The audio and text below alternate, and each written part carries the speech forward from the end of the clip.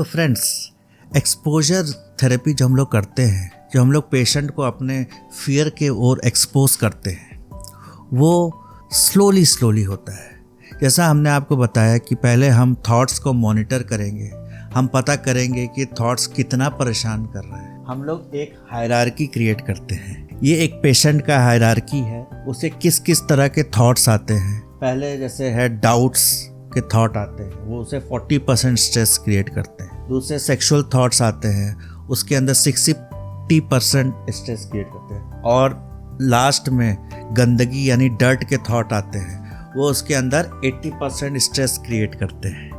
तो हमने जब हायरार्की बना ली, एक ग्रेडिंग कर दी कि कौन सा विचार सबसे कम परेशान कर रहा है और कौन सा विचार सबसे ज़्यादा परेशान कर रहा है, तो हम कम से शुरू करते हैं। हम सडनली पेशेंट को 80% वाले ऑब्सेशन पे नहीं एक्सपोज करेंगे। हम उसे सबसे पहले डाउट वाले ऑब्सेशन को एक्सपोज करेंगे जो 40% है। जब ये ऑब्सेशन कम हो जाएगा, 50% कम हो जाएगा, तब हम नेक्स्ट ऑब्सेशन की ओर जाएंगे जो है सेक्सुअल थॉट्स। धीरे धीरे महीनों तक काम करना पड़ता है।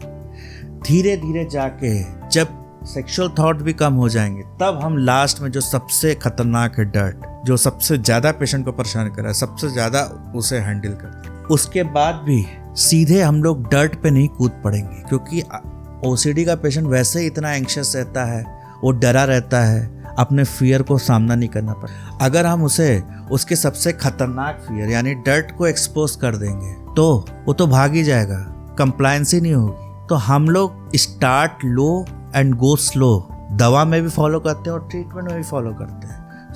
स्लोली पेशेंट के साथ बैठ के, उसके साथ मिल के उसका ट्रीटमेंट प्लान डिसाइड करते हैं। और फिर ऐसा नहीं है कि उसे गंदगी से डर है तो सीधे उसे जाके नाली में ही गिरा देंगे, ऐसा नहीं है। ये स्टेप्स बाय स्टेप हम उसे एक्सपोज करते हैं डर्ट को। अगर हमें उसे ज़मीन टच करवानी है तो पहले उसके हाथ को कहेंगे कि ज़मीन से 1 फुट दूर रखे, फिर कुछ देर बाद कहेंगे आधा फुट दूर रखे। धीरे धीरे उसे उसका जो फियर है कि उस ज़मीन से उसको गर्दा ना लग जाए, धीरे धीरे उसे एक्सपोज करेंगे। और जैसे ही एक्सपोज होगा, हम उसे अपने मन में या बाहर किसी भी कंपल्शन करने से रोकते हैं। हम उसे फील कराते हैं कि पूरी एंग्जाइटी फील करो यार, क्यों डर रहे हो, एक एंग्जाइटी ही तो है, ख़त्म हो जाएगी।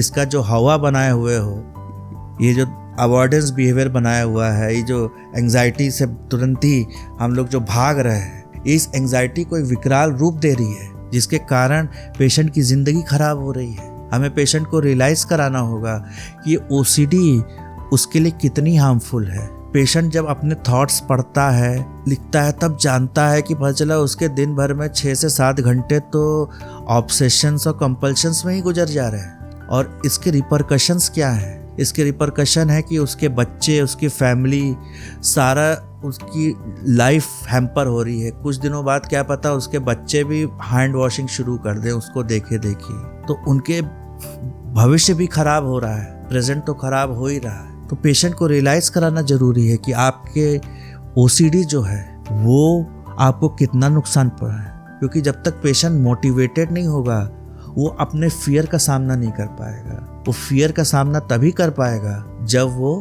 मोटिवेटेड होगा। तो इस प्रकार से हम लोग ओसीडी का ट्रीटमेंट करते हैं। तो फ्रेंड्स, आज के लिए इतना ही। अपना ख्याल रखिएगा। और मेंटल इलनेस के बारे में ये समझना बहुत ज़रूरी है कि ऐसा नहीं है कि इसका इलाज नहीं है, ऐसा नहीं है कि ये अनट्रीटेबल है। आप शर्माए नहीं, सकुचाए नहीं। लोग बहुत बोलेंगे यार ये कुछ नहीं होता, ये कैरेक्टर का वीकनेस नहीं है। जैसे शारीरिक बीमारियां हैं, शुगर, बीपी, वैसे ये भी एक बीमारी है और इसका इलाज है। और डेली नए इन्वेंशंस हो रहे हैं, नए दवाएं आ रही हैं, नए तरह की थेरेपीज आ रही हैं। लोग इस डर से छुपे हुए रहते हैं कि लोग क्या कहेंगे, डॉक्टर क्या कहेगा। आपको इस डर को ख़त्म करना है। तो फ्रेंड्स, आज के लिए इतना ही। अपना ख्याल रखिएगा। धन्यवाद।